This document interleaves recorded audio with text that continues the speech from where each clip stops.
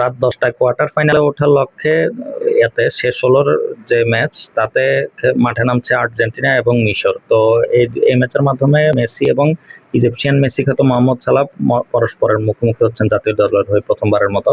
এখন এই ম্যাচকে এগিয়ে বা কার বেশি এটা নিয়ে কথা বলতে গেলে যদি বলতে হয়, আমি বলবো আর্জেন্টিনার এই মুহূর্তে যে শেপে আছে এবং আর্জেন্টিনার পক্ষে ভাগ্য যেভাবে সহায়তা করছে, এটাতে আর্জেন্টিনাকে হারানোটা যে কোনো দলের জন্য কঠিন। এখন অনেকে হয়তো বলতে পারেন যে কেপ ভার্দে গত ম্যাচে যেভাবে আর্জেন্টিনাকে চ্যালেঞ্জ জানিয়েছিল তাতে আরেকটু হলে আর্জেন্টিনার পা কাটতে পারতো শামুকে, এটা একমত। তো এটাতে একমত, তবে কথা হচ্ছে কেপ ভার্দে যতটা ভালো খেলেছে তার চেয়ে বেশি আর্জেন্টিনা খারাপ খেলেছে, আমি এটাই বলবো। কেপ ভার্দের কৃতিত্বকে খাটো করছি না, কিন্তু বাস্তবতা হচ্ছে আর্জেন্টিনার প্লেয়াররা কিন্তু খুব একটা ভালো খেলেনি।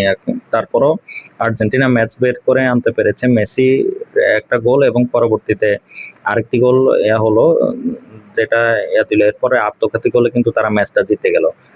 তো যেটা বলছি যে ভাগ্য এই মুহূর্তে আর্জেন্টিনাকে সঙ্গ দিচ্ছে, এটা অনেক দিন পর আর্জেন্টিনা কিন্তু ভাগ্য কম করেনি, অর্থাৎ ভাগ্য তার সাথে সৎমাহের মতো আচরণ কম করেনি। কিন্তু এটা তারা টানা 3টি ফাইনাল আমাদের চোখের সামনে 14, 15, 16-তে ব্যর্থ হয়ে ফিরেছে।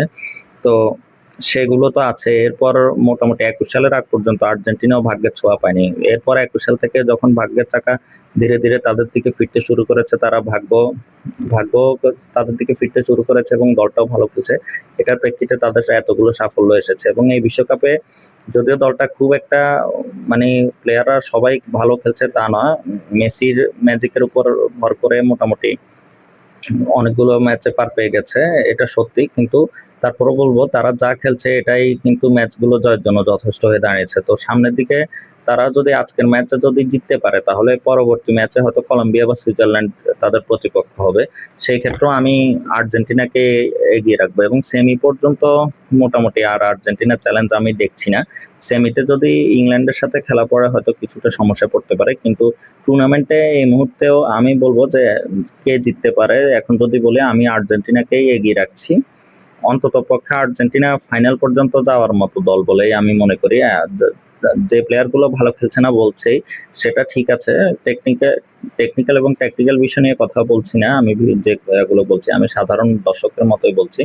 সেটাতে বলবো যে আর্জেন্টিনার প্লেয়াররা কিন্তু কোনোভাবে খেলেও ঠিকই যেহেতু পার পেয়ে যাচ্ছে ম্যাচগুলো, হচ্ছে ঠিকই দেখা যাবে যে দরকার যেদিন হবে, অর্থাৎ সবচেয়ে বিগ ম্যাচ যেটা হবে সেটাতে সবাই একসাথে জ্বলে উঠবে। এটা হলে দেখা যাবে যে আর্জেন্টিনা হয়তো বিশ্বকাপ জিতেই যাবে। তো এক্ষেত্রে বলবো যে মিশর কি তাহলে মানে সহজে পরাজয় বরণ করবে?